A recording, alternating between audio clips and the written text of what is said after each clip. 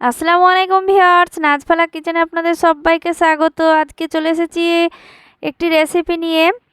এই গরমের সময় পাতলা ঝোল রেসিপি। তো রেসিপিটা অসাধারণ খেতে। এই যে দেখুন, আলু, ডিম আর খাসির মাংস দিয়ে এই ঝোলটা অসাধারণ লাগে খেতে। তো রেসিপিটা প্রথম থেকে শেষ পর্যন্ত দেখার অনুরোধ রইল। আর ভালো লাগলে অবশ্যই লাইক করবেন। চলুন রেসিপিতে। এখানে দেখতে পাচ্ছেন কড়াই চাপিয়ে দিয়েছি, দিয়ে দিচ্ছি সাদা তেল। তার সাদা তেলটা গরম করে নিচ্ছি। এরপর দিয়ে দিচ্ছি সেদ্ধ আলু আর ডিম। ডিম আর আলুটাকে আমি ভেজে নেব।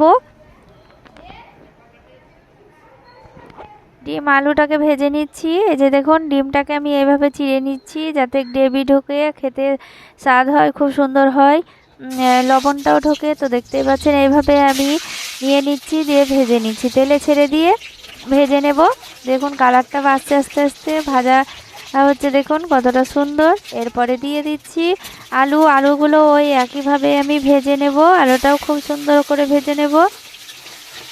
এখানে ভালো করে ভেজে নিতে হবে আলুগুলো, তাহলে গ্রেভিটা খুব সুন্দর খেতে লাগবে। তো দেখতে পাচ্ছেন ভালো করে আলু আর ডিমটাকে ভেজে নিচ্ছি। এইভাবে ভেজে নিতে হবে। এবার তুলে নিচ্ছি, ভাজা হয়ে গিয়েছে, এবার তুলে নেব।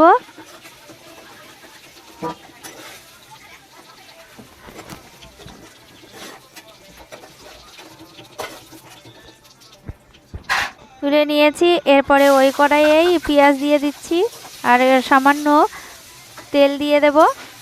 তো দেখতে পাচ্ছেন খুব ভালো করে ভেজে নেব পেঁয়াজটা। এরপরে দিয়ে দেব এলাচ আর দারচিনি আর এলাচটা দিয়ে পেঁয়াজটাকে হালকা ব্রাউন কালার হয়ে আসবে, তখন দিয়ে দেব আদা রসুন বাটা 3 চামচ মতো। তো দিয়ে দিচ্ছি, দিয়ে খুব সুন্দর করে আদা রসুনটাকে ভেজে নিতে হবে, একদম ভালো করে ভেজে নিতে হবে। আর এদিকে নিয়ে নিচ্ছি লঙ্কার গুঁড়ো, হলুদ গুঁড়ো, জিরে গুঁড়ো আর ধনে গুঁড়োটা 1 চামচ নিলে ধনে গুঁড়ো 1 চামচ নিলে আধা চামচ নিতে হবে জিরে। তো দেখতে পাচ্ছেন খুব ভালো করে 2 চামচ মতো জল দিয়ে একটি পেস্ট তৈরি করে নিচ্ছি, গুঁড়ো মশলার পেস্ট তৈরি করে নিচ্ছি। এই তো দেখতে পাচ্ছেন পেস্টটা তৈরি হয়ে গেল, কতটা সুন্দর।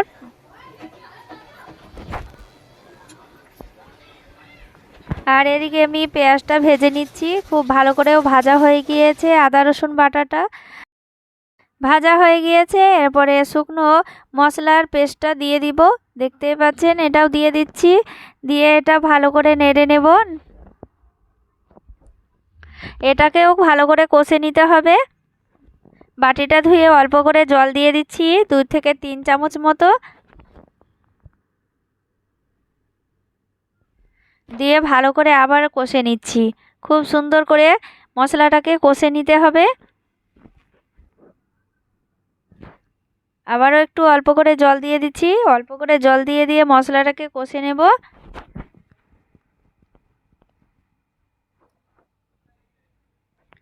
এবার 1 মিনিট মতো ঢাকা দিয়ে দেব, দিয়ে মশলাটাকে ভালো করে ভুনে নেব। দেখুন মশলাটাকে ভালো করে ভুনে নিচ্ছি।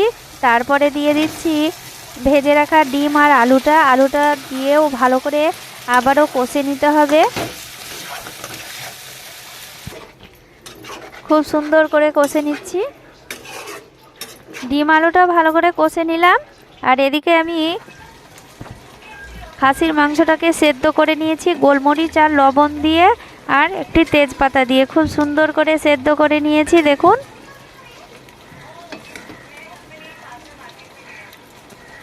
সবগুলোই সেদ্ধ। দেখুন ডিম আলুটাও সেদ্ধ করে নিয়েছি, খাসির মাংসটাও সেদ্ধ করে নিয়েছি। তার জন্য মশলাটাকে খুব সুন্দর করে কষে নিয়েছি।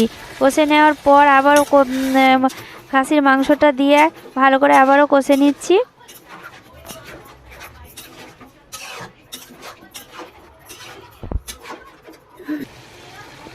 এরপরে দিয়ে দিচ্ছি লবণ স্বাদ মতো। এখানে আমি লবণ স্বাদ মতো দিয়ে দিচ্ছি। আগে আমি খাসির মাংসতেও লবণ দিয়েছিলাম, আর আলু আর ডিমটা সেদ্ধ করার সময়তেও একটু লবণ দিয়েছিলাম। তার জন্য আমি এই সময় লবণটা স্বাদ মতো দিয়ে দিলাম। তারপরে নেড়ে চেড়ে দিয়ে দিচ্ছি কেশরি মেথি অল্প পরিমাণে, তো হাতে মুচড়ে দিয়ে দিলাম। তারপরে আবারও নেড়ে চেড়ে নিলাম।